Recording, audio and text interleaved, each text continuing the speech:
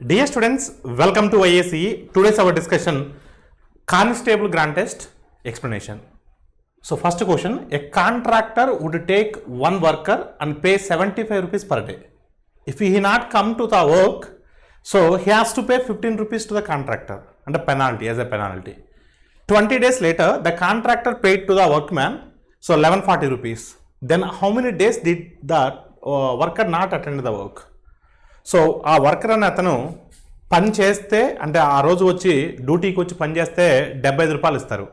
అంటే ఆ కాంట్రాక్టర్ ఆ వర్కర్కి 75 రూపాయలు ఇస్తారు. ఒకవేళ పనికి రాకుండా ఆప్షన్ డిగిన అయినట్లయితే సో యాజ్ ఎ పెనాల్టీగా ఆ వర్కరే ఆ కాంట్రాక్టర్కి 15 రూపాయలు ఇవ్వాలి. సో ఈ రకంగా 20 రోజుల తర్వాత సో ఆ కాంట్రాక్టరు 1140 రూపీస్ చెల్లించినట్లయితే సో అతను ఆ పనివాడు ఆ పనికి ఎన్ని రోజులు రాలేదని అని క్వశ్చన్ అడుగుతున్నారు. ఎప్పుడైనా సరే ఇలాంటి క్వశ్చన్ వచ్చినప్పుడు మీరు ఏం చేస్తారంటే అన్ని రోజులు అటెండ్ అయ్యారనుకుందాం. సో ఆల్ 20 డేస్ అతను పనికి వచ్చాడనుకుందాం. 20 డేస్ అంటే ఒక రోజుకి 75 రూపాయలు వస్తాయి. 20 డేస్ అంటే 20 × 75 1500 రూపీస్ రావాలి. 1500 రూపీస్ రావాలి. కానీ ఫైనల్గా అతనికి ఎంత వచ్చాయి? 1140 రూపీస్ వచ్చాయి. అంటే ఖచ్చితంగా అతను కొన్ని రోజులు పనికి రాకుండా ఉండుంటాడు. సో 1500 రూపీస్ రావాల్సింది 1140 రూపీస్ వచ్చాయి అంటే డిఫరెన్స్ ఎంత? 360 రూపీస్. ఇక్కడ విషయం ఏంటంటే మీరు గుర్తుపెట్టుకోవాల్సింది పనికి వస్తే 75 రూపాయలు వస్తాయి. పనికి రాకపోతే నువ్వు 15 రూపాయలు నీ ఇంట్లోకి కట్టాలి. అంటే ఒక్కరోజు పని మానుకుంటున్నావంటే నీకు వచ్చే 75 రూపాయలు పోతాయి, నువ్వు మళ్ళీ 15 రూపాయలు ఎక్స్ట్రా కట్టాలి. అంటే మీరు ఒక్కరోజు పనికి రాకపోతే 90 రూపాయలు మిస్ అవుతారు. అలా 360 రూపాయలు మిస్ అయ్యారు. అంటే 360 రూపాయలు రోజుకు 90 రూపాయలు లెక్కనంటే సో ఎన్ని రోజులు మీరు పనికి రాకుండా ఉండాలి? 4 రోజులు. So your answer is what? 4 days. So 4 days is the right answer. అలా డైరెక్ట్గా మనం ఆన్సర్ అటాక్ చేయొచ్చు without using pen and paper.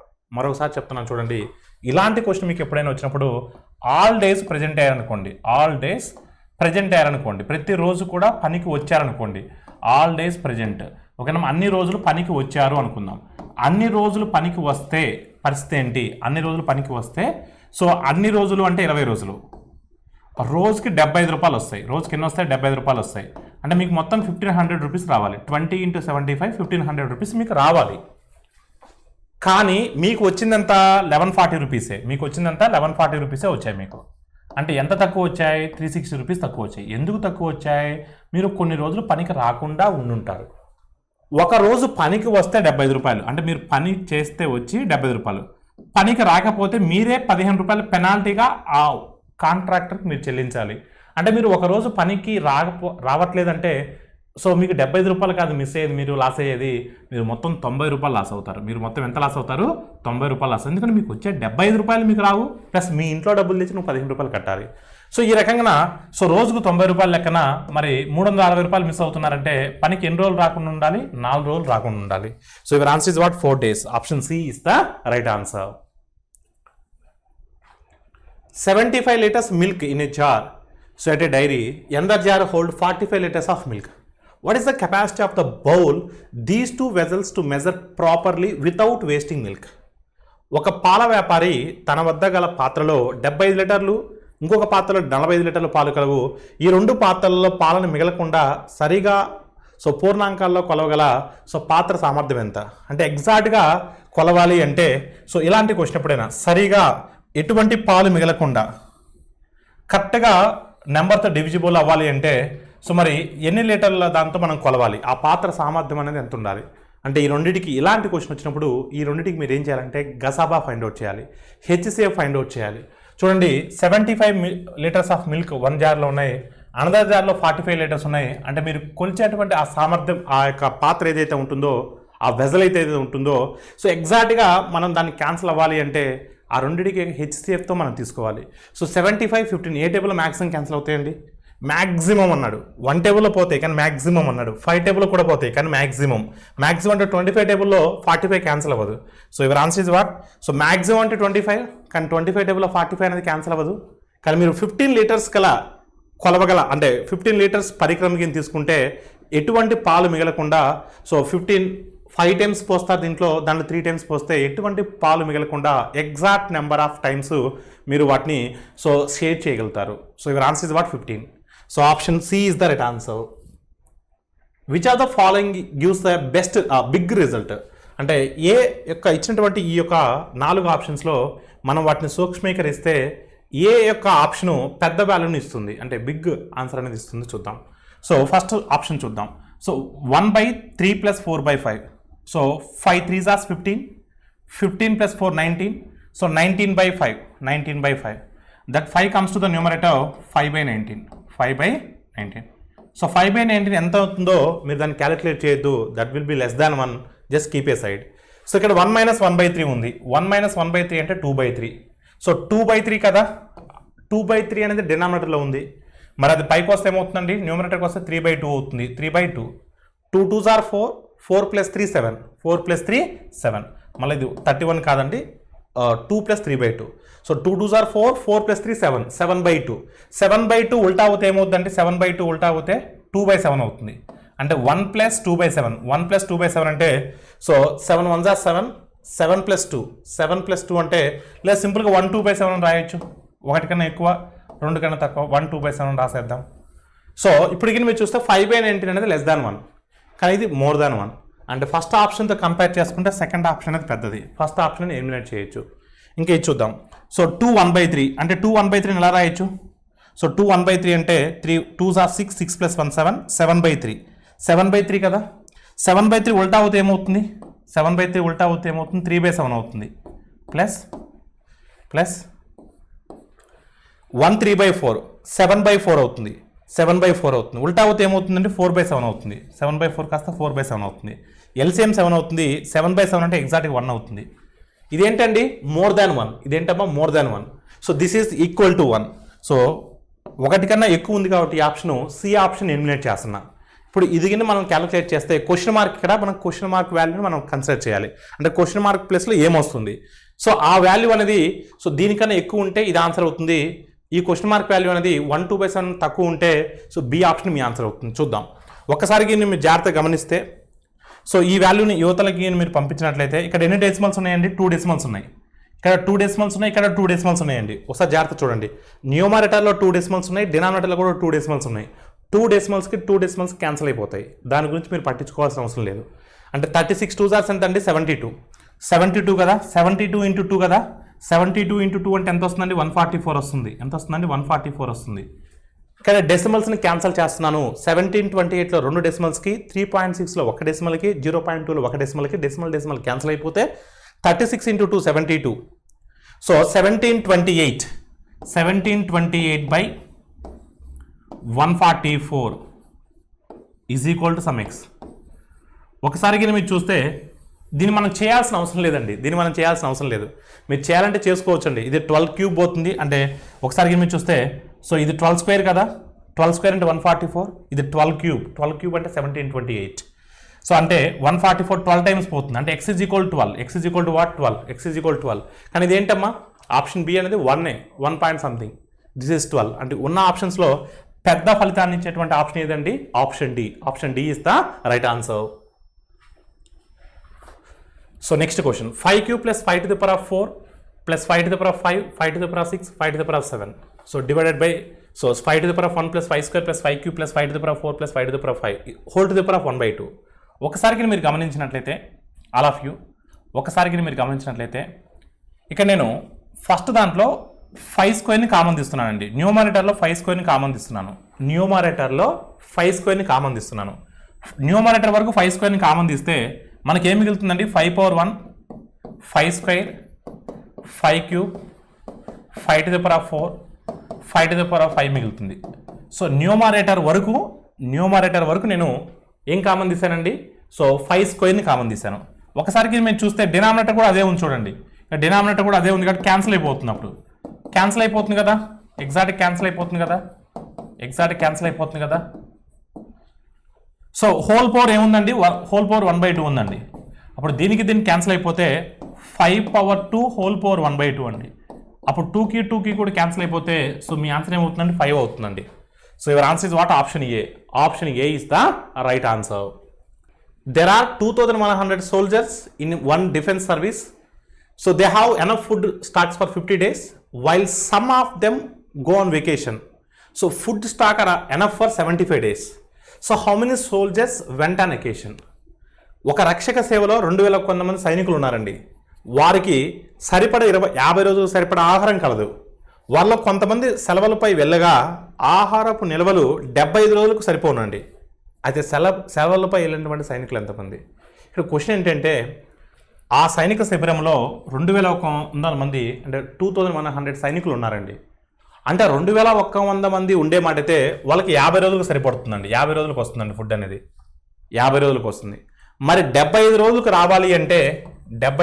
రావాలి అంటే సో ఎంతమంది సైనికులకు సరిపోతుంది? సో 50 రోజులకి 2100 మంది సైనికులు సరిపోయే ఫుడ్ మరి 75 రోజులకి ఎంతమంది సరిపోతుంది? ఒకసారికి మీరు చూస్తే చూడమ్మా, 2100 మంది M1D1, సో 2100 మెంబర్స్ ఉండే మాడితే ఆ ఫుడ్ 50 డేస్కి వస్తుందండి. ఆ ఫుడ్ ఎన్ని డేస్కి వస్తుందండి? 50 డేస్కి వస్తుంది. So 2100 soldiers are they, that food is available for 50 days. ఓకేనమ్మా. M1D1 is equal to M2D2. M2 ఎంతో తెలియదండి మనకు. ఫస్ట్ M2ని ఫైండ్ అవుట్ చేద్దాం. అప్పుడు ఎంతమంది మనకు సో ఆ శిబిరం నుంచి వెళ్ళిపోయారో తెలిసిపోతుందండి. సో మనకి ఎన్ని డేస్ కావాలంటే 75 డేస్ కావాలండి. 75 days. M1D1 is equal to M2D2. ఒక్కసారి మీరు గమనించినట్లయితే మనకి ఇది ఏ టేబుల్లో క్యాన్సిల్ అవుతుంది? 75 2 టైమ్స్ అంటే ఎంత? 150. 75 2 టైమ్స్ అంటే ఎంత? 150. సో 150 టేబుల్లో మనకు సో 150 టేబుల్లో 75 ఎన్ని టైమ్స్ పోతుందండి? 75 3 టైమ్స్ పోతుందా? నో. 75 2 టైమ్స్. 75 2 టైమ్స్ 150. 75 2 టైమ్స్ 150 పోతే 60 ఉంటుందండి. 75 టేబుల్లో 600 ఎన్ని టైమ్స్ పోతుంది? 75 టేబుల్లో 600. 75 2 టైమ్స్ 2 4 టైమ్స్ ఎగ్జాక్ట్గా 8 టైమ్స్ పోతుందండి. 8 టైమ్స్ పోతుంది. అంటే 75 28 times 75 28 times 2100. 75 20 times 1500. So 75 8s are 600 plus 1500, that is nothing but 2100. 28 times పోతుంది. అంటే 28 ఇంటూ 50 అండి. 28 ఇంటూ 50 అంటే 1400. అంటే ఉన్న ఫుడ్ అనేది 1400 మెంబర్స్ సరిపోతుందండి. ఉన్న ఫుడ్ ఎంతమంది సరిపోతుందండి? 1400 మెంబర్స్ సరిపోతుంది. ఉన్న ఫుడ్ 1400 మెంబర్స్ సరిపోతుంది అంటే అడిగిన క్వశ్చన్ ఏంటంటే ఎంతమందికి సరిపోతుందని అడగల క్వశ్చన్. ఎంతమంది ఆ సైనిక శిబిరం నుంచి బయటికి వెళ్ళిపోయారు? మొత్తం 2100 మెంబర్స్ ఉన్నారు. సో మనకు 1400 మందికి సరిపోతుంది. అంటే ఎంతమందిని ఇంటికి పంపించాలండి? 700 మెంబర్స్ని మనం ఇంటికి పంపించాలి. 2100 మెంబర్స్ ఉన్నట్లయితే 50 రోజులు సరిపోతుంది. ఆ ఫుడ్ 75 రోజులకు రావాలి అంటే సో మనము 700 మందిని ఇంటికి పంపించాలి. So your answer is what? Option B. If in A state 6% of the total candidates who appeared for the competitive examination in state A were selected. In state B, same number of candidates were present and 7% of them were selected. So compared to A, in state B, so 80 candidates were selected more, then how many candidates were present in each state? ఇక్కడ విషయం ఏంటంటే so ఒకసారి మీరు చూస్తే same number of students are appeared from both the states. ఓకేనమ్మా. So గుర్తుపెట్టుకోండి, ఇక్కడ state ఏలో ఎంతమంది అప్పీర్ అయ్యారో స్టేట్ బిలో కూడా అంతమంది అప్పీర్ అయ్యారు. కాకపోతే స్టేట్ ఏలో 6% సెలెక్ట్ అయ్యారు, స్టేట్ బిలో 7% సెలెక్ట్ అయ్యారు. స్టేట్ ఏలో 6% సెలెక్ట్ అయ్యారు, స్టేట్ బిలో 7% సెలెక్ట్ అయ్యారు. అంటే 1% ఎక్స్ట్రా సెలెక్ట్ అయ్యారు. కానీ 2 స్టేట్స్లో అప్పీడ్ అయిన క్యాండిడేట్స్ మాత్రం సేమే. 2 స్టేట్స్లో అప్పీడ్ అయినటువంటి స్టూడెంట్స్ మాత్రం సేమే. ఒకసారికి మీరు చూస్తే ఏ రాష్ట్రంలో పోటీ పరీక్షలు మొత్తం హాజరైన అభ్యర్థులు 6% మంది ఎంపికయ్యారు, స్టేట్ బిలో 7% మంది ఎంపికయ్యారు. సో 2 రాష్ట్రాల్లో అంతే సంఖ్యలో అభ్యర్థులు హాజరవగా మరి సో ఎంతమంది ప్రతి రాష్ట్రం నుంచి అభ్యర్థులు హాజరయ్యారని క్వశ్చన్ అడుగుతున్నారు. ఇప్పుడు చూడండి, శాతం ప్రకారం చూస్తే ఎంత శాతం డిఫరెన్స్ ఉందండి? 2 స్టేట్లో అప్పీర్ అయిన వాళ్ళ సేమే కాబట్టి సో ఇక్కడ 6% క్వాలిఫై అయ్యారు, ఇక్కడ 7% క్వాలిఫై అయ్యారు. ఎంతమంది ఎక్స్ట్రా క్వాలిఫై అయ్యారు? స్టేట్ బిలో 1% ఎక్స్ట్రా క్వాలిఫై అయ్యారు. సో పర్సంటేజ్ ప్రకారం 1% ఎక్స్ట్రా, కానీ నెంబర్స్ మాత్రం 80 మెంబర్స్ ఎక్స్ట్రా. అంటే 1% అంటే 80. 1% అంటే ఎంతమ్మా? 80. మనకు కావాల్సిన మొత్తము అంటే 100%. 1% is 80, then 100% is what? 8,000. So your answer is what? 8,000. Option B is the right answer. చూడమ్మా, 6% 7%. Difference is what అమ్మా? 1%. అంటే పర్సంటేజ్ ప్రకారం 1% డిఫరెన్స్ అండి. పర్సంటేజ్ ప్రకారం 1% డిఫరెన్స్ అమ్మా. నెంబర్ ప్రకారం ఎంత డిఫరెన్స్ అండి? 80 డిఫరెన్స్ అండి. 1% అంటే 80 అండి. మనకు కావాల్సింది ఎంతమ్మా? 100%. మనకు కావాల్సింది ఎంత అంటే 100%. 100% will be equivalent to what? So 1 ఎన్ని టైమ్స్ అమ్మా? 80 times. So 100 into 80, 8,000. So your answer is what? 8,000. Your answer is what? 8,000. So 8,000 is the right answer. Option B is the right answer. One item at 400 rupees, 7% sales tax is there. Another item 6,400, sales tax is 9%. They're asking overall sales rate. Overall sales rate. ఒక వస్తువుని 400 రూపాయలు ఖరీదు చేసే విధంగా కొన్నాడు, దాని మీద 7% అమ్మకపు పన్ను చెల్లించాడు. మరొక దానిపై 6400 ఖరీదు చేసి దాని మీద 9% అతను అమ్మకపు పన్ను చెల్లించాడు. మొత్తం మీద ఓవరాల్గా అమ్మకపు పన్ను రేట్ ఎంత అని అడుగుతున్నారు. సో 400 మీద 7% అండి. 4 into 7 అంటే 28, 4 7s are 28 ప్లస్ సో 6400 మీద 9%, 1% అంటే 64, 9% అంటే 9 into 64, 960 times 540, 9 4s are 36, 540 plus 36, 540 plus 36, 540 plus 36, 576 divided by total it is what amma 6400 here 400, 6800 into 100. So 2 zeros get cancelled. This is what 604 by 68. It goes 4 table, 4 17 times, 4 15 times, 4 51 times, 4 151 times. So 151 by 17. So మన answer 17తో end అవ్వాలి. 2 options ఉన్నాయి. ఎందుకంటే 17 table 151 exact cancel అవుతుంది కాబట్టి 17తో end అవ్వాలి. 2 options ఉన్నాయి. 17 8 times ఎంతమ్మా? 17 8 times 136. Remainder is what? 15. So 15 by 17. So your answer is what? 815 by 17. 815 by 17. Option C is the right answer. So 7% ఒక సేల్స్ మీద, 9% అనదర్ సేల్స్ మీద ఇచ్చాడు. ఓవరాల్ అమ్మకపు పన్ను అడిగాడు. So your answer is what? Option C. A manufacturer sells each item for 60 rupees. His total production of items, the expenditure of the labor and raw material for each item is 40 rupees. The expenses of the running of the factory for week it is 3000. Then find how many items are produced and sale. The profit in the entire week the profit would be 1000 rupees. So ఇక్కడ విషయం ఏంటంటే ఒక factory ఉంది. ఆ ఫ్యాక్టరీలో తయారు చేసిన ఒక్కొక్క వస్తువుని 60 రూపాయలకు సేల్ చేస్తున్నారు. ఆ 60 రూపాయలకు సేల్ చేసేటువంటి వస్తువు దాని యొక్క ముడిసరికి అయితేమి, సో లేబర్ ఛార్జెస్ అయితేమి కలిపి మనకు మొత్తం మీద ఒక 40 రూపీస్ మనకు ఖర్చు అవుతుంది. 60 రూపీస్కి సేల్ చేస్తున్నాం, మనకు ఖర్చు 40 రూపీస్ అవుతుంది. వాటికి తోడు ఒక వీక్, ఒక ఎంటైర్ వీక్కి ఆ ఫ్యాక్టరీని మనం రన్ చేయడానికి మనకు అదర్ ఎక్స్పెండిచర్స్ ఒక 3000 రూపాయలు అవుతున్నాయి. మళ్ళా వీక్కి మనం 1000 రూపాయల ప్రాఫిట్ రావాలి. ఒక్కొక్క వీక్కి ఒక 1000 రూపాయల ప్రాఫిట్ రావాలి. ఇవన్నీ చూసుకుంటే ఒక వీక్కి ఎన్ని మనం ప్రొడ్యూస్ చేసి ఎన్ని సేల్ చేయాలని క్వశ్చన్ అడుగుతున్నాడు. ఓకేనండి. ఇక్కడ విషయం ఏంటంటే మనకు క్లారిటీ ఉన్నది ఏంటంటే ఒక వస్తువు యొక్క అమ్మిన వేల 60 రూపాయలు, మనకు లేబర్ ఛార్జెస్ అయితేనేమి ముడిసరుకు వాల్యూ అయితే మనకు ఒక వస్తువుకి 40 రూపాయలు పడుతుంది. అంటే మనకు ఇక్కడ ఒక వస్తువు మీద 20 రూపాయల లాభం కనిపిస్తుంది, ఒక వస్తువు మీద 20 రూపాయల లాభం కనిపిస్తుంది. కానీ ఇక్కడ విషయం ఏంటంటే ఒక వీక్కి 3000 రూపాయలు చెప్పిన మనకు over head expenses, other expenditures అవుతున్నాయి. ఒక వీక్కి 1000 రూపాయల లాభం చూసుకుంటున్నాం.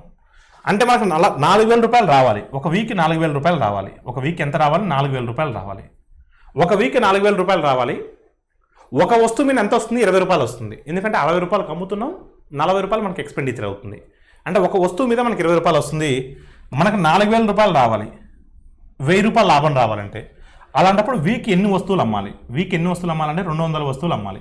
ఇప్పుడు ఒక వీక్ 200 వస్తువులు అమ్మితే మనకు 4000 లాభం వస్తుంది. ఆ 4000లో 3000 అదర్ ఎక్స్పెండిచర్స్కి పోయినా మనకి నికర లాభం 1000 రూపాయలు మనకు ప్రాఫిట్ వస్తుంది. So your answer is what? 200 వస్తువులను ఒక వీక్ మీరు ప్రొడ్యూస్ చేసి సేల్ చేయాలి. So your answer is what? Option A. How much money is borrowed if each year with equal installment method? So a total of 1092 is cleared with 12% per annum in 3 years. ప్రతి సంవత్సరం వాయిదా చెల్లింపు పద్ధతి, ప్రతి సంవత్సరం వాయిదా చెల్లింపు పద్ధతితో సో ఎంత సొమ్ము అప్పుగా తీసుకొని 3 సంవత్సరాల్లో 12% వడ్డీ రేటుతో మొత్తం 1192 రూపాయలుగా తీరిపోతుంది. ఎప్పుడైనా గుర్తుపెట్టుకోండి, ఏ వడ్డీ మెన్షన్ చేయనప్పుడు, ఇక్కడ చక్ర వడ్డీ అని మెన్షన్ చేయలేదు, సాధారణ వడ్డీ అని మెన్షన్ చేయలేదు, కాంపౌండ్ ఇంట్రెస్ట్ అని మెన్షన్ చేయలేదు, సింపుల్ ఇంట్రెస్ట్ అని మెన్షన్ చేయలేదు. అలా మెన్షన్ చేయనప్పుడు మనం సింపుల్ ఇంట్రెస్ట్ సమ్ముగానే తీసుకోవాలి. అలా మెన్షన్ చేయనప్పుడు మనం ఆ సమ్మును సాధారణ వడ్డీ సమ్ముగానే తీసుకోవాలి.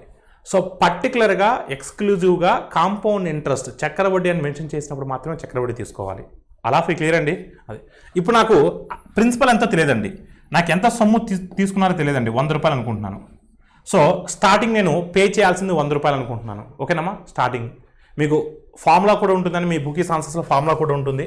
So 100 into A by simple interest ఇన్స్టాల్మెంట్స్కి ఫార్ములా ఉంటుంది. 100 into A by 100t plus RT into T - 1/2. ఈ ఫార్ములా యూజ్ చేస్తే మీకు ఆన్సర్ వస్తుందండి.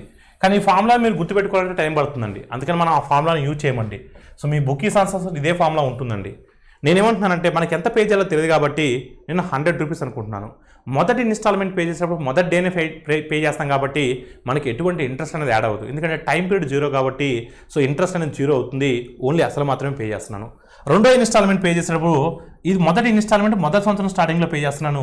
మొదటి ఇన్స్టాల్మెంట్ మొదటి సంవత్సరం స్టార్టింగ్లో పే చేస్తున్నాను. రెండో ఇన్స్టాల్మెంట్ రెండో సంవత్సరం స్టార్టింగ్లో పే చేస్తున్నాను. అంటే సెకండ్ ఇయర్ స్టార్టింగ్లో అంటే 1 ఇయర్ అయిపోయిన తర్వాతే కదా సెకండ్ ఇయర్ స్టార్టింగ్ వచ్చేది. అంటే 1 ఇయర్ అయిపోతుందంటే ఆ ఇయర్కి ఇంట్రెస్ట్ కూడా పే చేయాలి కదా. ఇంట్రెస్ట్ ఎంత అంటే 12 రూపీస్ అండి. అంటే సెకండ్ ఇయర్లో నేను 112 పే చేస్తున్నానండి. సెకండ్ ఇయర్లో నేను ఎంత పే చేస్తున్నానండి 112 పే చేస్తున్నాను. ఇది సెకండ్ ఇయర్ స్టార్టింగ్ అండి. మరి థర్డ్ ఇన్స్టాల్మెంట్ ఎప్పుడు పే చేయాలి? థర్డ్ ఇయర్ స్టార్టింగ్ పే చేయాలి. థర్డ్ ఇయర్ స్టార్టింగ్ పే చేస్తున్నానంటే 2 ఇయర్స్ అయిపోయినట్టేగా.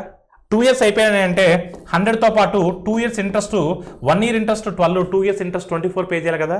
సో ఇది థర్డ్ ఇయర్ స్టార్టింగ్ పే చేశానండి. First year starting, second year starting, third year starting. So according to 100 మొత్తం ఎంత పే చేశానండి? 336 పే చేశానండి. అకార్డింగ్ టు 100 మొత్తం ఎంత పే చేశానండి? 336 పే చేశాను. But according to our problem total ఎంత పే చేస్తున్నానంటే 1092. So how many times it goes? So exactly that money times it goes. ఓకేనమ్మా.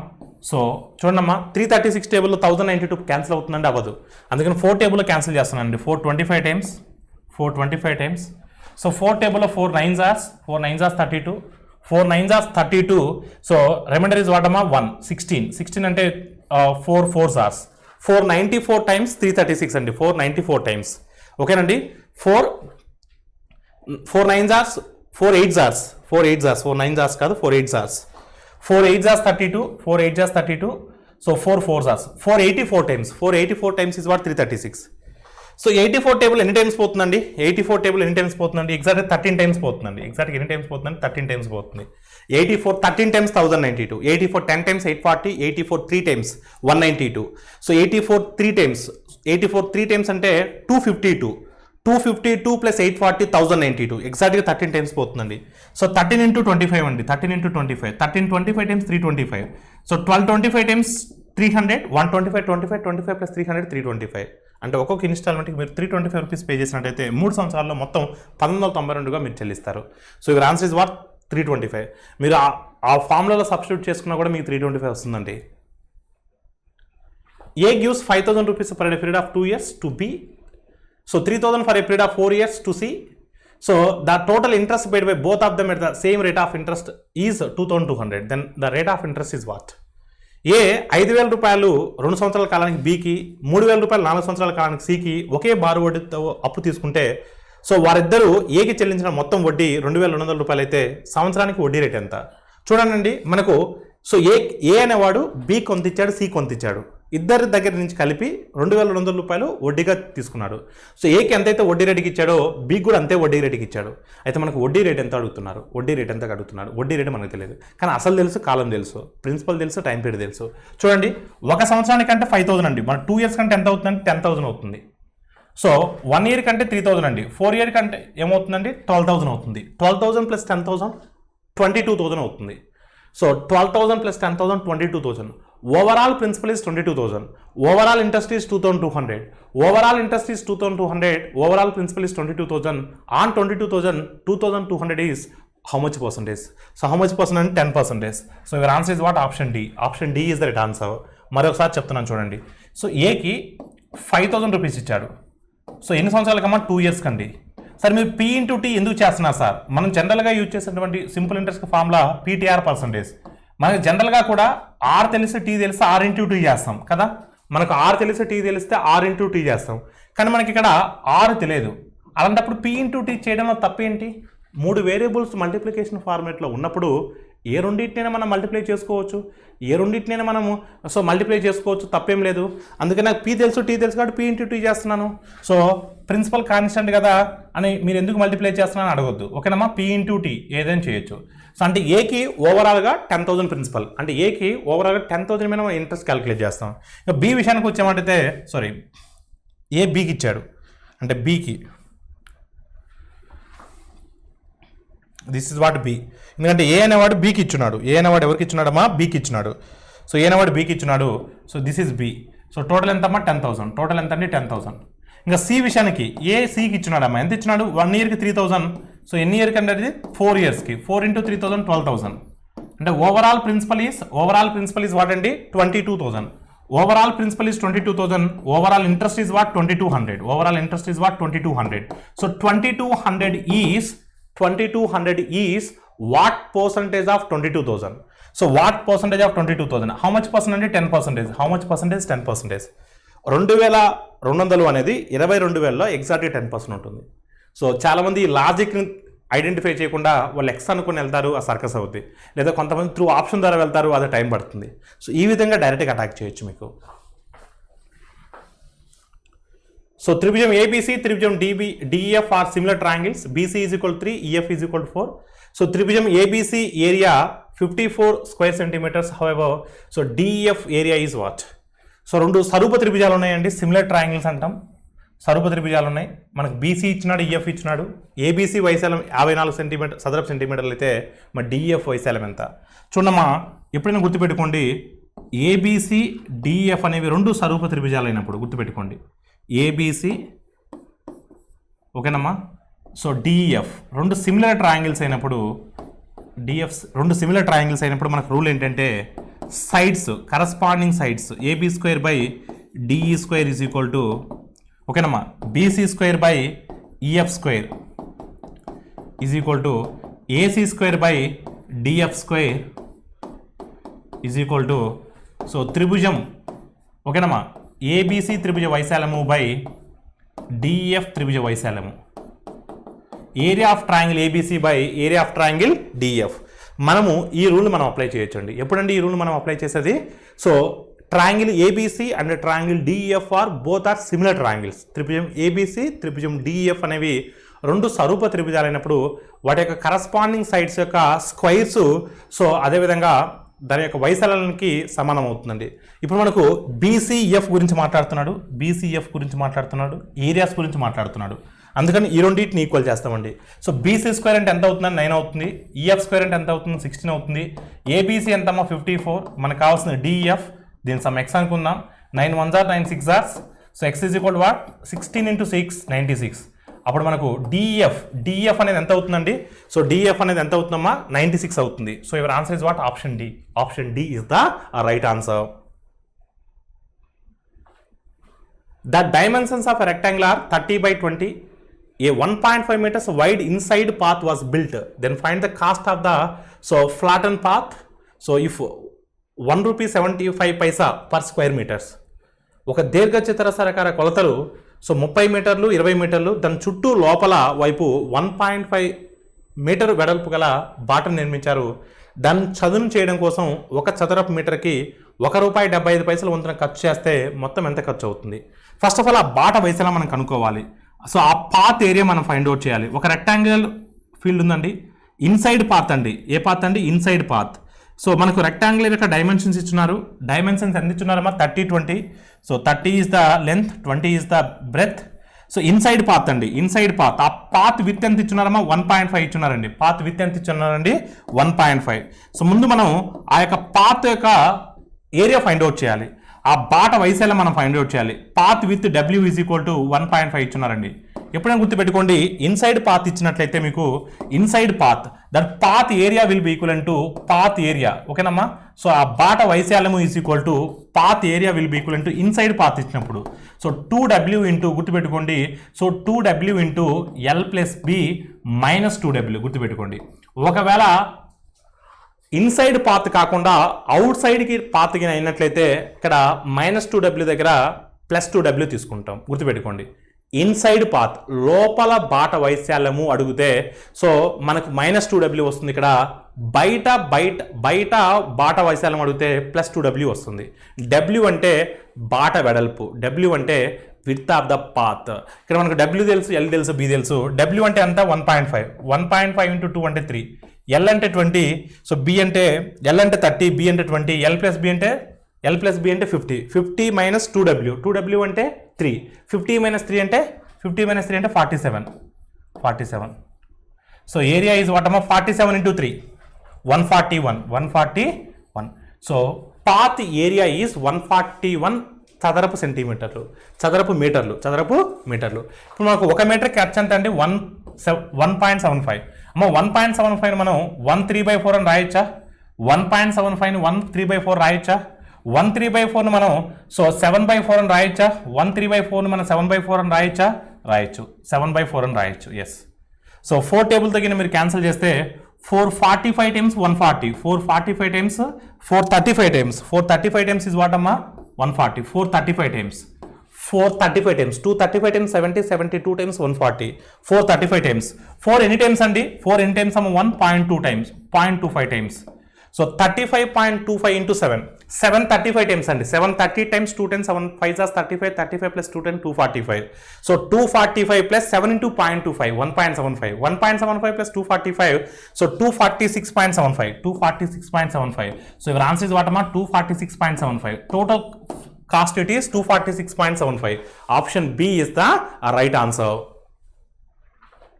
Find the area of the unshaded. So unshade component in the ABCD. Okay నమ్మా, అన్షేడ్ so component shade chain భాగం అడిగింది. Shade chain భాగం అండి. So shade chain భాగం యొక్క వైశాల్యం ఎంత? షేడ్ చైన్ భాగం అండి. ఓకేనండి, షేడ్ చైన్ భాగం యొక్క వైశాల్యం ఎంత? మనకు షేడ్ చేసింది కాదు, కావాల్సిన షేడ్ చైన్ అన్షేడ్ కాంపోనెంట్. ఓకేనండి, ఒకసారి కానీ మీరు చూస్తే ఇక్కడ 10 ఉంది, ఇక్కడ 10 ఉంది, అంటే ఇక్కడ నుంచి ఇక్కడికి ఎంత ఉంటుందమ్మా? 20 ఉంటుంది. ఇది 20, ఇది 20 అండి. అప్పుడు ఇది ఒక చతురస్రం కదా, ఏబిసిడి అనేది ఒక స్క్వేర్ కదా, స్క్వేర్ కాబట్టి మనకు చైన్ది షేడ్ చైన్ది కావాలి. ఒకసారి కానీ మీరు చూస్తే ఇప్పుడు ఇది 20 ఉందంటే ఇది కూడా 20 ఉంటుంది. సో ఇది 8 ఉందంటే ఇది ఎంత ఉండాలమ్మా? ఏఎఫ్ ఎంత ఉండాలి? 12 ఉండాలి, అంతే కదా. టోటల్ 20, డిఎఫ్ 8, అప్పుడు ఏఎఫ్ ఎంత ఉండాలి? 12 ఉండాలి. ఎస్. ఏఎఫ్ 10 ఉంది, ఎఫ్బి 10 ఉంది. ఎస్. ఓకే, ఇప్పుడు మనకు షేడ్ చైన్ అంటే ఇది ఒక ట్రయాంగిల్ ఉంది, ఇక్కడ ఒక ట్రయాంగిల్ ఉంది, ఇక్కడ ఒక ట్రయాంగిల్ ఉంది. ఈ 3 ట్రయాంగిల్స్ యొక్క ఏరియాను మనం యాడ్ చేసినట్లయితే మనకు షేడ్ చేయనటువంటి భాగం యొక్క వైశాల్యం మనకు వస్తుంది కదా. ఎస్. ఫస్ట్ చూద్దాం దీని యొక్క అసలు ట్రయాంగిల్ ఏరియా ఏంటమ్మా? హాఫ్ ఇంటూ భూమి ఇంటూ ఎత్తు, half into base into area, base into height. So base is 20, base is 20. ఓకేనమ్మా, హైట్ ఈజ్ వాట్ అమ్మా? 8. సో దీని యొక్క ఇది ఏరియా అండి. This is one triangle, this is one triangle. So భూమి ఇంటూ ఎత్తు, హాఫ్ ఇంటూ భూమి ఇంటూ ఎత్తు, half into 20 into 8. This is one thing. Next half into so this is another triangle, this is another triangle. So 10 into 20, half into 10 into 20, half into 10 into 20. Another one, this is another triangle, this is another triangle. Half into 10 into 12, half into 10 into 12. Yes. ఈ 3 మనకి add చేసినట్లయితే మనకు answer వస్తుంది కదా. ఈ 3 add చేసినట్టే మనకు answer వస్తుంది కదా. All of you just look at here అండి. So 2 10 times, so 2 10 times, so 2 5 times. ఎంత వస్తుందో చూడమ్మా. ఇక్కడ 80 వస్తుంది, ఇక్కడ 100 వస్తుంది, ఇంటూ కదా ఇది.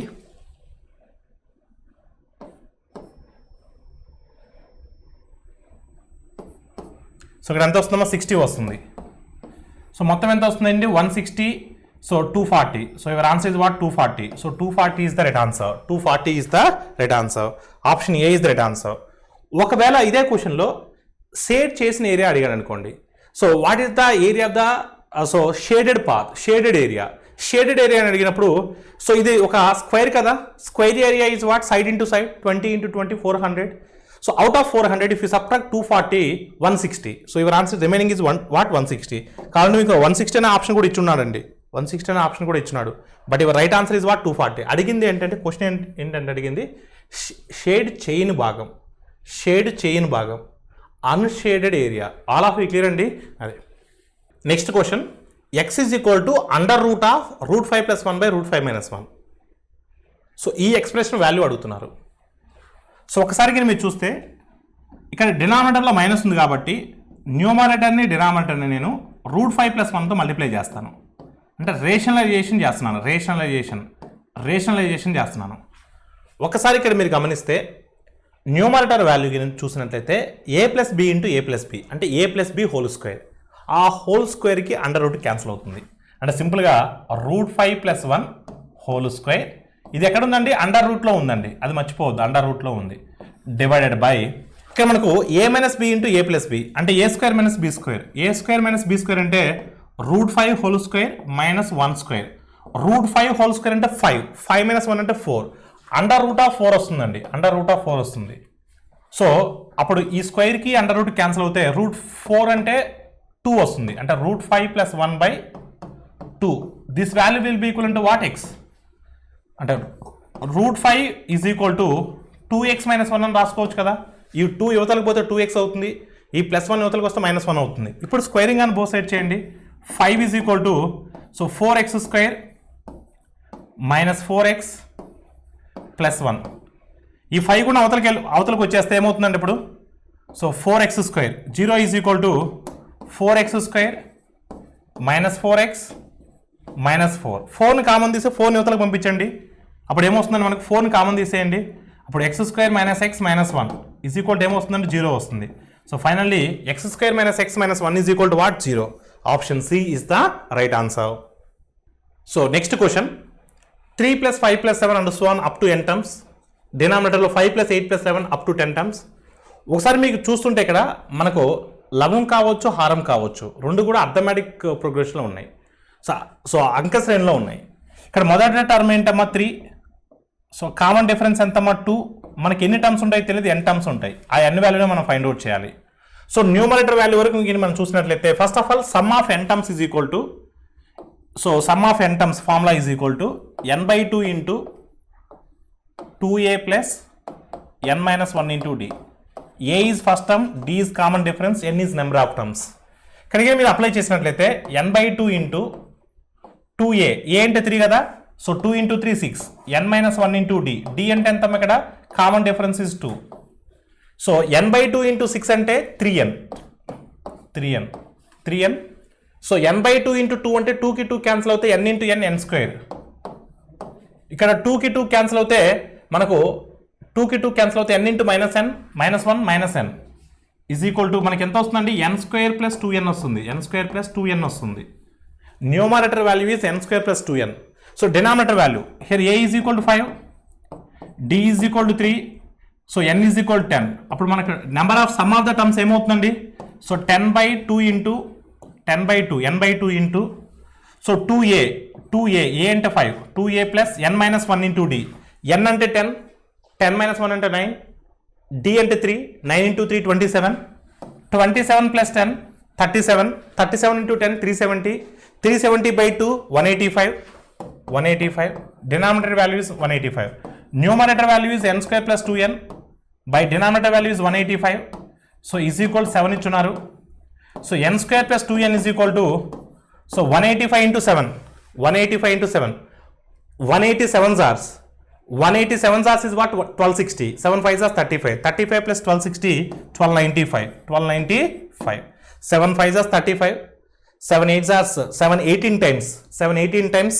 So 126. 126 plus 3 129. Exactly 1295. అంటే n ప్లస్లో ఏ వాల్యూ సబ్స్టిట్యూట్ చేస్తే మనకు 1295 వస్తుంది. 15 అయితే ఛాన్సే లేదు, ఎందుకంటే 15² అంటే 225, 225 plus 30 అంటే 255 వస్తుంది. 25 no. So 25² 625, 25 2 times 50, 50 plus 625, 675. It's not possible. 35 square is nothing but 1225. 1225 plus 2n. 2 into 30. 2 into 35 70. 70 plus 1225 1295. Yes, it is satisfied. Because 45² అంటే 2025 వస్తుంది. అసలు 2025 లేదు అక్కడ. So 45 ఛాన్సే లేదు. So your answer is what? Automatically 35. So number of terms n is equal to 35. n is equal to what? 35. Option. So C is the right answer. The total age of father and son is 55 years. 5 years ago their ages product was 350. So what is the present age of the son? ఒక తండ్రి మరియు కుమారుడు వయసులో మొత్తం 50 సంవత్సరాలు. 5 సంవత్సరాల క్రితం వారి వయసులో లబ్ధం 350. కుమారుడు యొక్క ప్రస్తుత వయసు ఎంత? చూడమ్మా. సో తండ్రి ప్లస్ కుమారుడు ఒకటి father plus son is what అండి? సో 55. ఇది ప్రజెంట్. 5 years బ్యాక్ అంటే ఫాదర్ది 5 years బ్యాక్ పోతుంది, సన్ది 5 years బ్యాక్ పోతుంది. సో 5 years బ్యాక్ అంటే సమ్ ఎంత అవ్వాలండి? 45 అవ్వాలి. సమ్ ఎంత అవ్వాలమ్మా? 45 అవ్వాలి. సమ్ 45 అవ్వాలి, ప్రొడక్ట్ వచ్చేసరికి 350 అవ్వాలి. చూడమ్మా. సో 5 years బ్యాక్ సమ్ 45 అవ్వాలి. So product father into son is equal to what? 350. So వాళ్ళ వయసులో లబ్ధం 350 అవ్వాలి, వారి వయసులో మొత్తం 45 అవ్వాలి. సమ్ చేస్తే 45, ప్రొడక్ట్ చేస్తే 350. పాసిబిలిటీస్ ఏమన్నాయండి? కుమారుడు యొక్క ప్రస్తుత వయసు అన్నాడు. ఈ 350 నేను 35 into 10 రాయొచ్చా? 35 into 10 రాస్తే ఒకసారి మీరు చూడండి. 35 into 10 రాస్తే 35 into 10 350 వస్తుంది. 35 + 10 45 వస్తుంది. అంటే తండ్రి వయసు 30 సంవత్సరాలు, కుమారుడు వయసు 10 సంవత్సరాలు. కానీ ఇక్కడ కుమారుడు యొక్క వయసు 10 సంవత్సరాలు ఎప్పుడు 5 సంవత్సరాల క్రితం. 5 సంవత్సరాల క్రితం 10 అంటే కుమారుడు యొక్క ప్రస్తుత వయసు ఎంత? ఇప్పుడు ఇది 5 సంవత్సరాల క్రితం అంటే ప్రస్తుత వయసు అంటే 5 యాడ్ చేయాలి కదా.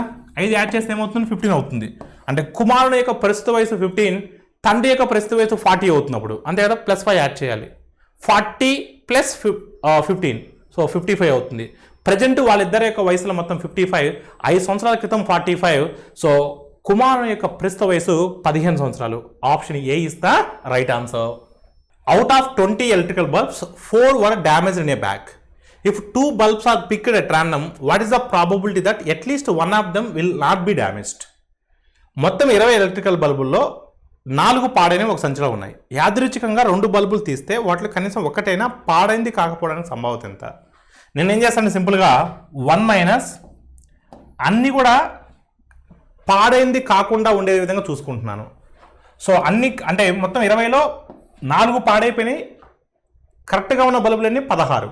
సో 16 2 బల్బులు కావాలి నాకు, 16 C2 out of total 20 C2, out of total 20 C2. So 16 C2 అంటే 16 into 15 / 2 into 1. 20 C2 అంటే 20 into 19 / 2 into 1. 2 into 1 2 into 1 cancel అయిపోతుంది.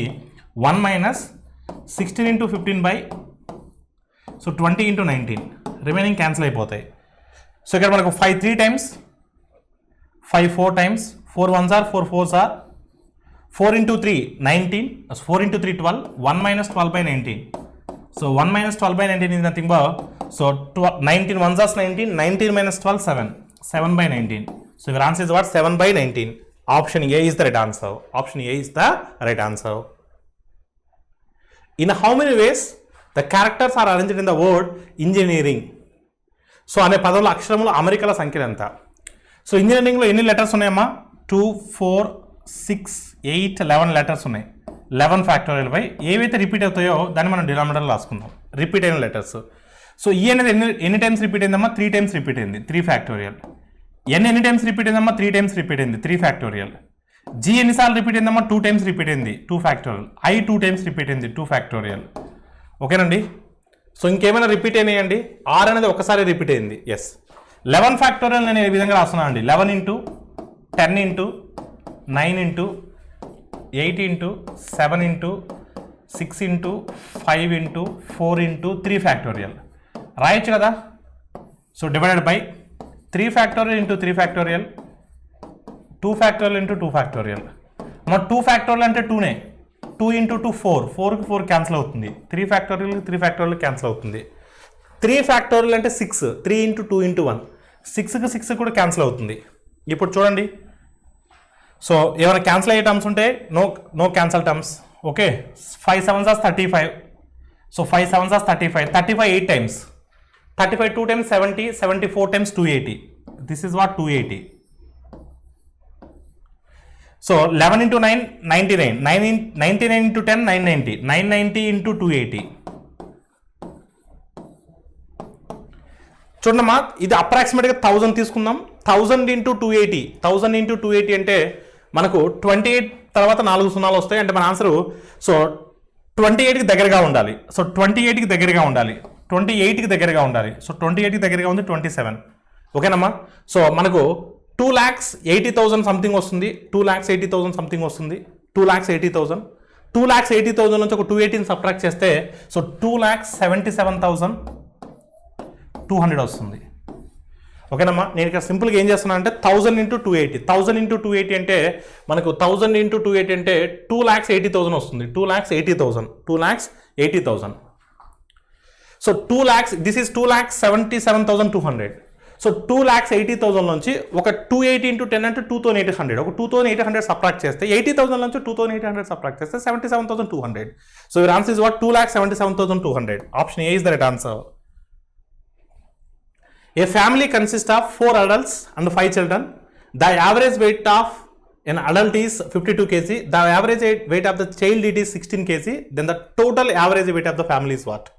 ఒక కుటుంబంలో 4 పెద్దలు 5 మంది పిల్లవాళ్ళు ఉన్నారు. పెద్దల సగటు బరువు 52 కేజీలు, పిల్లల సగటు బరువు 16 కేజీలైనా ఆ కుటుంబం యొక్క సరాసరి బరువు ఎంత? 4 పెద్దలు ఉన్నారండి, సో వారి యొక్క సగటు బరువు ఎంత అంటే 52. 4 into 52. 4 into 52 is nothing but 208. 450 times 200, 4 2s are 8, 208 plus 5 మంది పిల్లలు ఉన్నారండి. సో పిల్లల యొక్క సగటు బరువు ఎంత 16 కేజీలు. 16 into 5 80, 16 5 80. సో డివైడ్ బై మొత్తం ఎంతమంది అమ్మా 9 మంది. సో 288/9, 288/9. సో 9 ఎన్ని టైమ్స్ అమ్మా 9 3 times 27. సో మన ఆన్సర్ 3తో స్టార్ట్ అవ్వాలి. సో 3తో స్టార్ట్ అయ్యే ఆప్షన్ ఒకటే ఉందండి. 932 times. So 932 times, 930 times. So 9 3s are 270, 9 2s are 18, 18 plus 270 288. So your answer is what? Option A. 10 men or 20 women or 40 students complete a task in 7 months. In how many days can 5 men and 5 women and 5 students so to do that same work? So 10 మంది పురుషులు లేదా 20 మంది మహిళలు లేదా 40 మంది విద్యార్థులు ఒక పనిని 7 నెలల్లో పూర్తి చేస్తారు. 5 పురుషులు, 5 మహిళలు మరియు 5 విద్యార్థులు కలిసి ఆ పని ఎన్ని రోజుల్లో పూర్తి చేయగలరు? ఒకసారిగా మీరు ఇక్కడ గమనించినట్లయితే సో ఇది ఆర్ కేసు అండి, లేదా కేసు అంటాం. 3 జెండర్స్ వచ్చినప్పుడు ఆర్ కేసు అంటాం, లేదా కేసు అంటాం. ఇలాంటి మోడల్ మీకు వచ్చినప్పుడు గుర్తుపెట్టుకోండమ్మా. ఇక్కడ మనకి ఇచ్చింది ఏంటంటే సో జాగ్రత్త చూడమ్మా, X men over Y women over Z students can do a piece of work in D months. Options కూడా మంత్స్లో ఇచ్చున్నాడండి. డి మంత్స్, కొన్నిసార్లు డేస్లో ఇస్తాడు, D days. So in the same type of work so P men and Q women and R students can do it in how many days. ఇలాంటి question మిమ్మల్ని ఎప్పుడైనా అడిగినప్పుడు so D by P by X plus so Q by y plus R by Z. So 3 కాదమ్మా 4 ఇచ్చినా కూడా అలానే చేస్తాం. D అంటే ఇక్కడ ఎన్ని మంత్స్ అంటే 7 months. 7 బై ఇక్కడ మనకి ఎంత వస్తుందంటే 5/10 plus so 5/20 plus so 5/40. So 10 20 40 అండి. LCM is what? 40. 40 comes to the numerator. 7 into 40 by 10. 4 times 4 5s are 20. 22s are 2 5s are 10. 41s are so 5 1s are 5. So 20 plus 10 30. 30 plus 5 35. So 35 any times sama 280 8 times. 35 8 times 280. 740 times 280. 35 8 times 280. 35 2 times 70. 74 times so 280. So ఎగ్జాక్ట్గా 8 times పోతుందండి. 8 times అంటే ఎన్ని months అంటే 8 months. కొన్నిసార్లు డేస్లో ఇస్తాడప్పుడు D days అనుకుంటున్నాం, ఇక్కడ మంత్స్లో ఇచ్చాడు కాబట్టి డి మంత్స్ అనుకుంటున్నాం. ఇలా 3 జెండర్స్ కాదు 4 వేరియబుల్స్ ఇచ్చినా 5 వేరియబుల్స్ ఇచ్చినా ఇలానే చేస్తాం. ఇది లేదా కేసు అంటాం, ఆర్ కేసు అంటాం. సో మనకు టైమ్ అండ్ వర్క్లో వస్తుంది ఇది. A tap can be filled in a tank in 6 hours. After half of the tank was filled, 3 more similar taps are opened. Then how long to take to fill the tank? ఒక నల్ల ఒక ట్యాంక్ని 6 గంటలు నింపగలదు. సగం tank నిండిన తర్వాత అలాంటివి మరో 3 నల్లలు తెరవబడ్డాయి. నల్లలు అంటే పైపులు అండి. సో ఆ ట్యాంక్ నిండడానికి పట్టినటువంటి మొత్తం సమయం ఎంత? ఇక్కడ విషయం ఏంటంటే ఒక్క పైప్ మాత్రమే ఉండే మాట అయితే మనకు ఆ ట్యాంక్ మొత్తం నింపడానికి 6 గంటలు పడుతుందండి. సగం ట్యాంక్ నిండిపోయిందండి. అంటే సగం ట్యాంక్ నిండిపోయిందంటే ఆ సగం ట్యాంక్ నింపడానికి ఒక పైప్కి ఎన్ని గంటలు పడుతుందండి? 3 గంటలు పడుతుంది. అంటే ఆ సగం ట్యాంక్ నిండిన తర్వాత మిగిలిన సగం ట్యాంక్ నింపడానికి మరో 3 నల్లలు ఓపెన్ అయ్యాయండి. అంటే మరో 3 పైపులు. మరో 3 అంటే దాని మీనింగ్ ఏంటి? మొత్తం 4. చేయాల్సిన వర్క్ హాఫ్ వర్కే. హాఫ్ వర్క్ అంటే 3 గంటల పని ఉంది, కానీ చేసే పైపులు ఎన్ని ఉన్నాయి? 4 ఉన్నాయి. అంటే 3/4 అంటే 45 minutes. స్టార్టింగ్లో హాఫ్ ట్యాంక్ నింపడానికి 3 hours పట్టింది, రిమైనింగ్ హాఫ్ ట్యాంక్ నింపడానికి 45 minutes పట్టింది, ఓవరాల్గా 3 hours 45 minutes పట్టింది.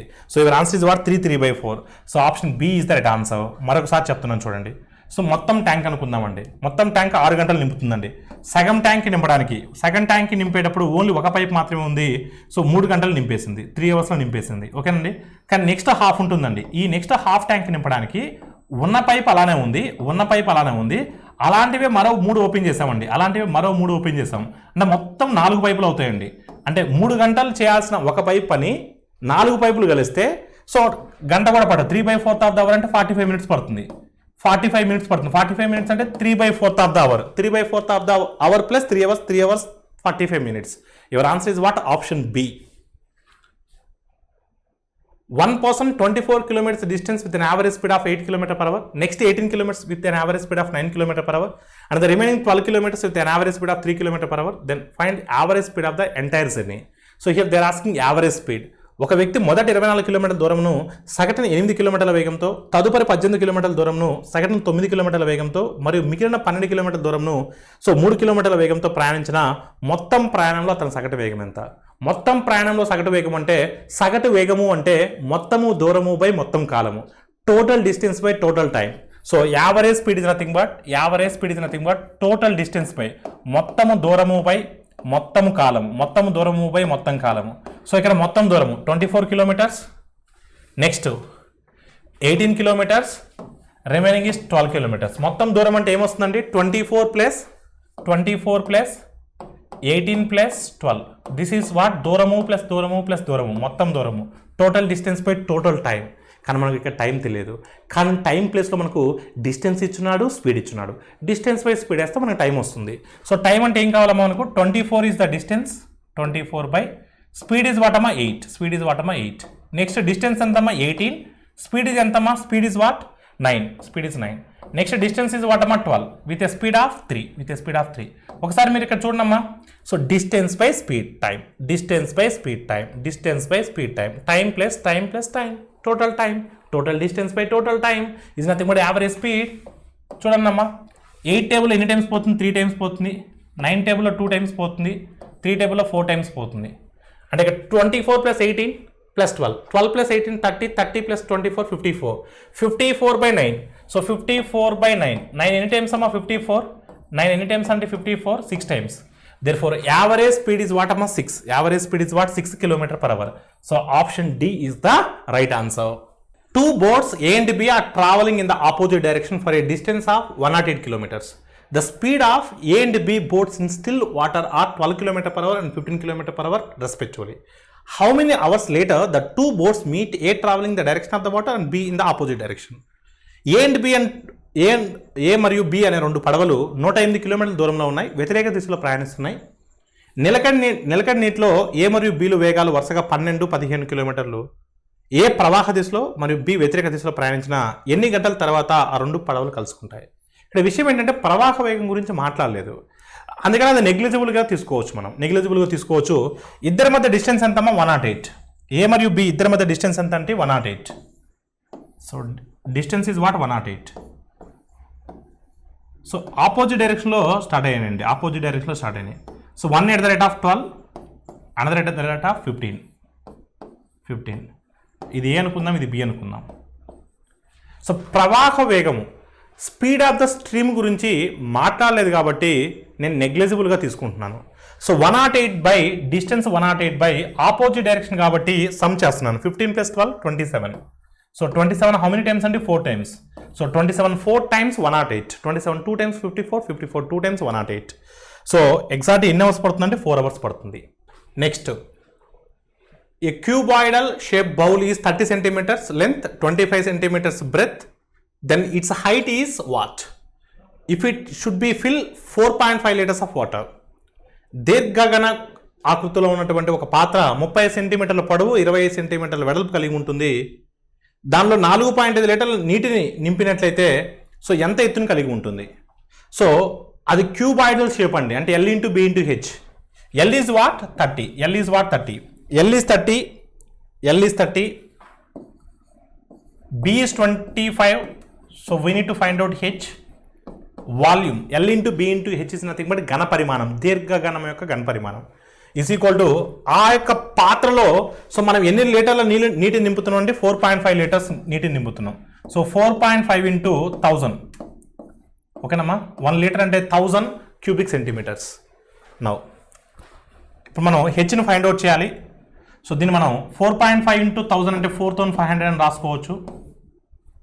సో 30 ఎన్ని టైమ్స్ అండి? 30 150 times, 150 times 4500. H is equal to 25 any times, 6 times. 25 6 times 150. So your answer is what? Option C. Option C is the right answer. 5 mm thick circular plates are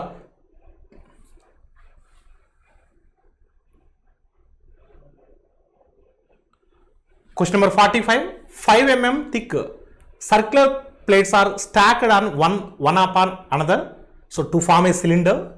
The curved surface area is 462. So then what is the number of circular plates required to form a cylinder? Take the radius of the plate to be 3.5 centimeters. 5 మిల్లీమీటర్ల మందం కలిగినటువంటి వృత్తాకార ప్లేట్లను ఒకదానిపై ఒకటి పేర్చడం వల్ల మనకు స్తూపం ఏర్పడుతుంది. ఆ స్తూపం యొక్క ప్రకతల వైశాల్యము 462 చదరపు సెంటీమీటర్లు అయినట్లయితే స్తూపం ఏర్పరచడానికి కావాల్సినటువంటి వృత్తాకార ప్లేట్ల సంఖ్య ఎంత? ఆ ప్లేట్ యొక్క వ్యాసార్థం 3.5 సెంటీమీటర్లుగా ఉంటే, అంటే ఒక ప్లేట్ ఈ ఆకారంలో ఉందండి, ఇలా పేర్చుకుంటూ ఒకదాని మీద ఒకటి పేర్చుకుంటూ వస్తున్నాం. ఇలా పేర్చుకుంటూ వచ్చి దాన్ని మనం ఒక స్తూపాకార పాత్రగా మనం దాన్ని ఫామ్ చేసామండి. ఓకేనండి, ఒక స్తూపాకార పాత్రగా మనం ఫామ్ చేసాం. ఆ ప్లేట్ యొక్క వ్యాసార్థము, ఆ ప్లేట్ యొక్క వ్యాసార్థమే స్తూపం యొక్క వ్యాసార్థం అవుతుంది.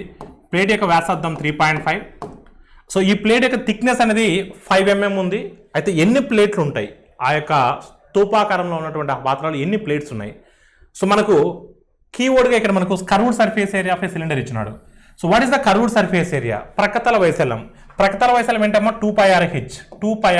2 ఇంటూ 22/7 ఇంటూ ఆర్ వాల్యూ మనకి ఎంతమ్మా? 3.5.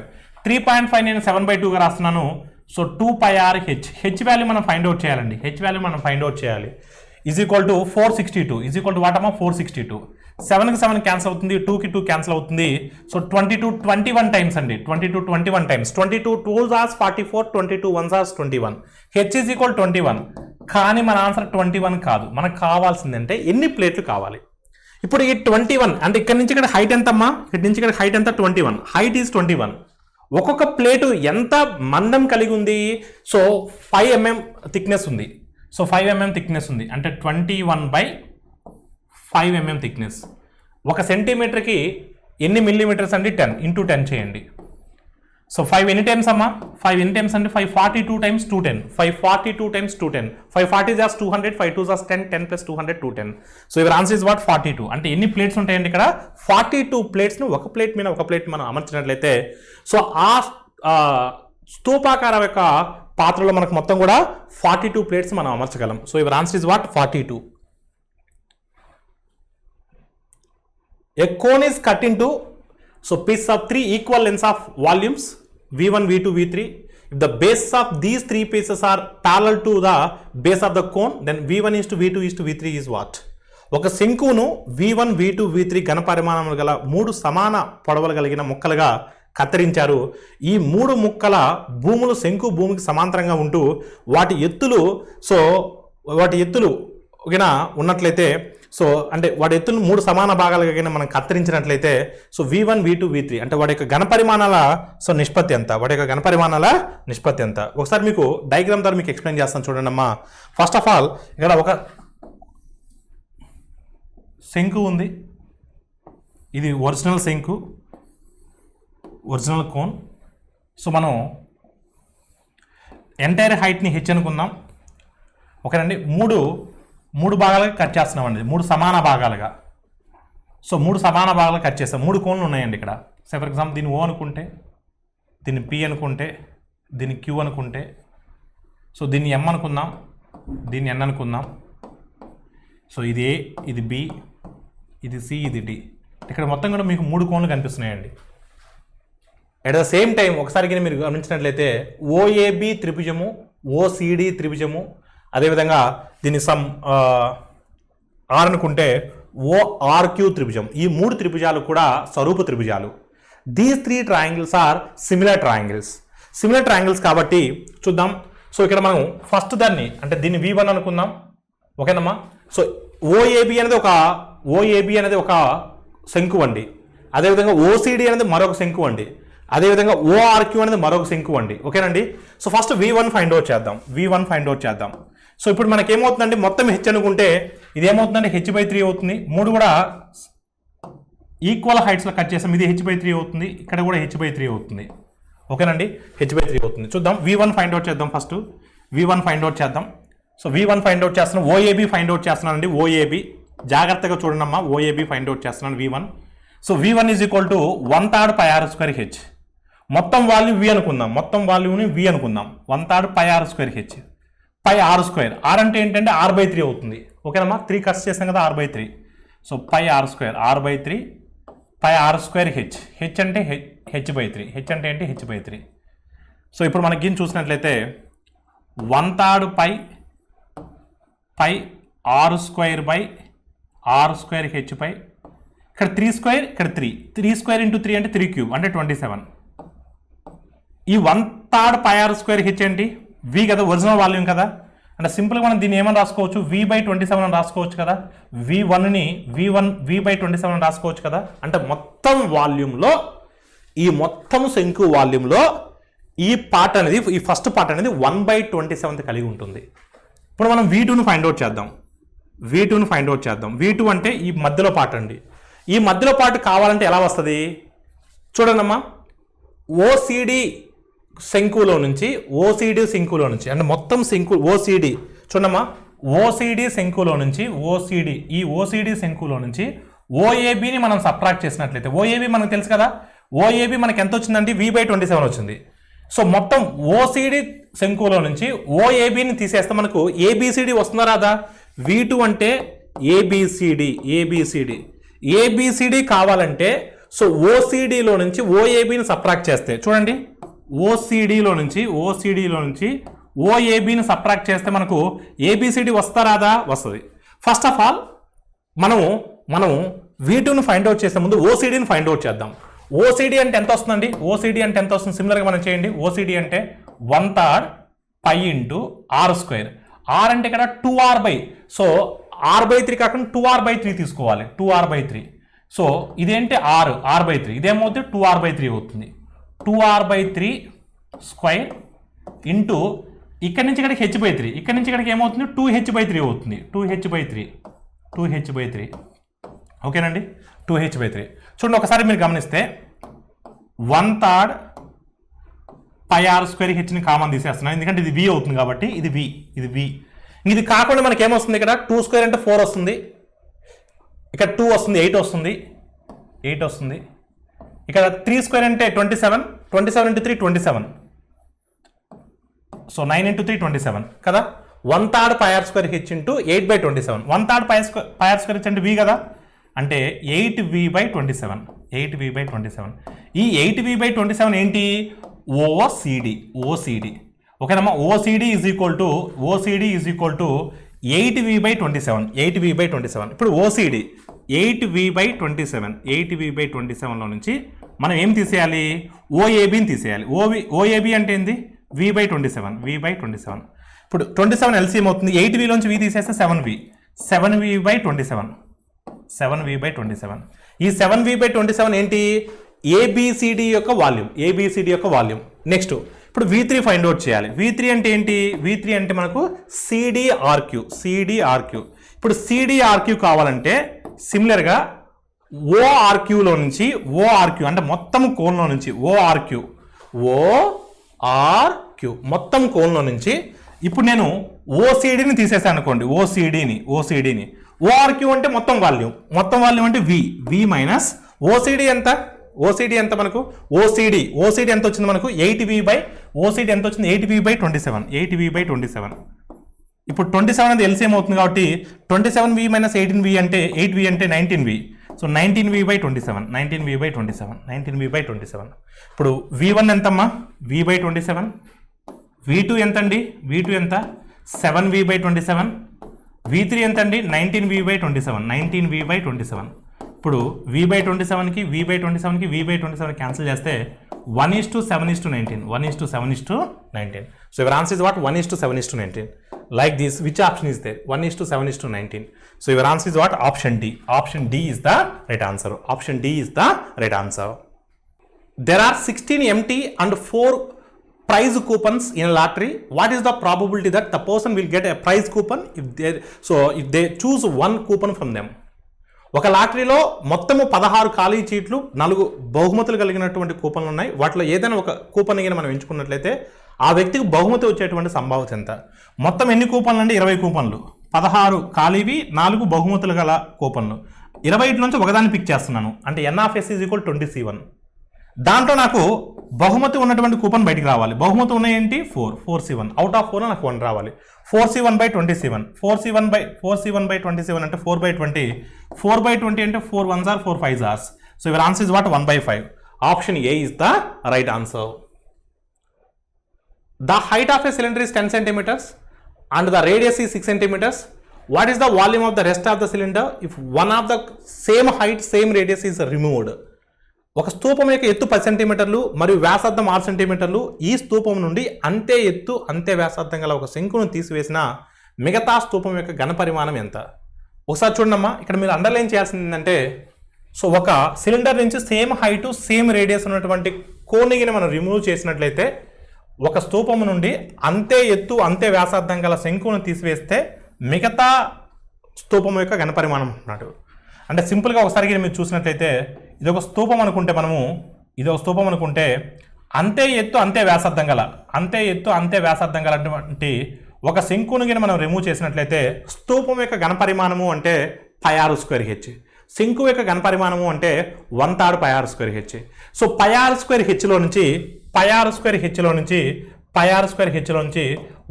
πr²h తీసేస్తే సరే ఇక్కడ π అనేది తటస్థంగానే ఉంటుంది, 6 hలు సేమ్ అన్నాడు కాబట్టి సో మన ఆన్సర్ ఫైనల్గా ఏమవ్వాలి? 2/3 πr²h అవ్వాలి. 2/3 πr²h అవ్వాలి. సో 2/3 πr²h చూద్దాం. 2/3 ఇంటూ ఆన్సర్స్ అనేవి పైలో ఇచ్చాడు, దాన్ని మళ్ళీ చేయొద్దు. 2/3 π ఆర్ ఎంత ఇచ్చున్నాడమ్మా? 6 అంటే 36. హెచ్ ఎంతమ్మా? 10. హెచ్ ఎంత అంటే 10. So 12 times 10 times 120 2 times 240 into π 240 π. So remaining so cylinder యొక్క వాల్యూమ్ ఎంతమ్మా? 240 π. Option A is the right answer. A circle is 176 meters circumference, around the circle is 7 meters, wide road is there, wide road is constructed. What is the area of that road? వృత్త పరిధి 176 meters. ఆ వృత్తం యొక్క చుట్టూ so 7 మీటర్ల వెడల్పుతో ఒక road వేసినట్లయితే ఆ రోడ్డు యొక్క వైశాల్యం ఎంత? సో ఈ వృత్తం యొక్క వృత్త పరిధి ఇచ్చున్నారండి. వృత్త పరిధి ఎంతమ్మా? 2πr. 2 into 22/7 into r is equal to 176. 44 4 times 176. r is equal to 28. Small r is equal to 28. దీని చుట్టూ small r is equal to ఎంతమ్మా? 28. దీని చుట్టూ 7 మీటర్ల వెడల్పుతో ఒక రోడ్డు వేసినారు. అప్పుడు క్యాప్లార్ ఎంత అవుతుందండి? ఇక్కడ నుంచి ఇక్కడికి 28, ఇది 7. అప్పుడు క్యాప్లార్ ఎంత అవుతుందండి? 35 అవుతుంది. మనకి బాట వైశాల్యం కావాలి. మనకి ఏం కావాలండి? ఈ బాట వైశాల్యం కావాలి. సో బాట వైశాల్యము π into π capital R square minus π small r square. So పైన కామన్ తీసేస్తే π అంటే 22/7 కదా, 22/7 ఇంటూ దీన్ని మనం a square minus b square అంటే పైన కామన్ తీసేస్తే capital R square minus small r square అంటే r plus r into r minus r. r plus r అంటే 28 ప్లస్ 35 63. r మైనస్ r అంటే డిఫరెన్స్ 7కి 7 క్యాన్సిల్ అవుతుంది. 22 ఇంటూ 63 అంటే మన ఆన్సర్ 6తో ఎండ్ అవ్వాలి. 6తో ఎండ్ అవ్వాలి. సో 6తో ఎండ్ అయ్యే ఆప్షన్ ఒకటే ఉందండి, 1386. So your answer is what? Option A. 1/x plus 1 plus 2/y plus 2 plus so 1009/z plus 1009 plus 1. Then x/x plus 1, y/y plus 2, z/z plus 1009 is equal to what? So మనకి ఇచ్చినటువంటి given equation ఇది. ఒకసారి మీరు చూస్తే దీన్ని నేను ఎలా రాస్తున్నానంటే, ఒకసారి మీరు జాగ్రత్త చూడండి. దీన్ని నేను ఎలా రాస్తున్నానంటే, ఫస్ట్ ఇచ్చిన ఈక్వేషన్ ఎలా రాస్తున్నాను చూడండి. ఇక్కడ +1 యాడ్ చేస్తున్నాను, ఇక్కడ +1 యాడ్ చేస్తున్నాను, ఇక్కడ +1 యాడ్ చేస్తున్నాను. +1 +1 +1 అంటే ఎంత అమ్మా? LHS సైడ్ టోటల్ 3 యాడ్ చేస్తాను. టోటల్ RHS సైడ్ కూడా 3 యాడ్ చేస్తున్నాను. LHS సైడ్ ప్రతి టర్మ్ కూడా 1 యాడ్ చేశాను. సో మొత్తం 3 అవుతాయి కాబట్టి RHS సైడ్ 3 యాడ్ చేశాను. ఇప్పుడు ఎల్సిఎం చూడండి అమ్మా. ఫస్ట్ దానికి ఎల్సిఎం ఎంత? x+1. అప్పుడు న్యూమరేటర్ ఏమవుతుందండి? x+1 అంటే x+2 అవుతుంది. ప్లస్ సో y+2 +2 అంటే y+4 అవుతుంది. y+4/y+2 ఇక్కడ z+1009 + 1009 అంటే z+1009 + 1009 divided by z+1009 is equal to what అండి? 4. ఇక్కడ మనం దీన్ని ఎలా రాయొచ్చని చూడండి. x/x+1 అని రాయొచ్చు కదా. x/x+1 అని రాయొచ్చు. దీంట్లో నుంచి ఎక్స్ బై ఎక్స్ ప్లస్ 1 అని రాస్తున్నాను. దీంట్లో నుంచి ఎలా రాయొచ్చు, వై బై వై ప్లస్ 2 అని రాయొచ్చు కదా, రాయొచ్చు. దీంట్లో నుంచి జెడ్ బై జెడ్ ప్లస్ 1009 అని రాస్తున్నాను, రాయొచ్చు కదా, రాయొచ్చు. ఇలా రాసిన తర్వాత ప్లస్ ఇక్కడ మిగిలింది ఏంటంటే 2 బై ఎక్స్ ప్లస్ 1, ఇక్కడ 4 బై వై ప్లస్ 2, ఇక్కడ నేను so Z by z plus Z అయిపోయింది కదా మనకు 1009 బై జెడ్ ప్లస్ సో 1009. ఇక్కడ నేను ఏం చేస్తున్నానంటే చూడండి 2 బై ఎక్స్ ప్లస్ 1 మిగిలింది రాస్తున్నాను, 2 by X plus 1, next 4 by y plus 2, next 1009 అంటే 2 times of 1009 by z plus 1009. So is equal to what అమ్మా 4, is equal to what 4. So మనకు కావాల్సింది ఇదే కదా, x by X plus 1, y by y plus 2, z by z plus 1009, ఇదే కదా మనకు కావాల్సింది. ఇది కావాలి కాబట్టి ఇక్కడ చూడండి దీన్ని ప్రతి టర్మ్లో కూడా 2ని కామన్ తీస్తున్నాను. ఇక్కడ వరకు ఆపండి, ప్రతి టర్మ్లో కూడా 2ని కామన్ తీస్తున్నాను. 2ని కామన్ తీస్తే ఏమవుద్దండి, 1 by X plus 1 plus 2 by y plus 2 plus 1009 by z plus 1009 is equal to 4. So ఇప్పుడు మీరు చూడండి ఈ వాల్యూ ఎంత అండి, ఇచ్చిన వాల్యూ ఇదే కదా, ఈ వాల్యూ అంటే 1 కదా, 2 ఇంటూ 1 ఏమవుతుంది 2 అవుతుంది. ఆ 2 యువతలకు వస్తే ఏమవుతుందండి -2 అవుతుందండి. 4 - 2 అంటే 2 అంటే so x by X plus 1 plus y by y plus 2 plus z by z plus 1009 is equal to 2. So finally your answer is what, option B. So option B is the right answer. Thank you all of you.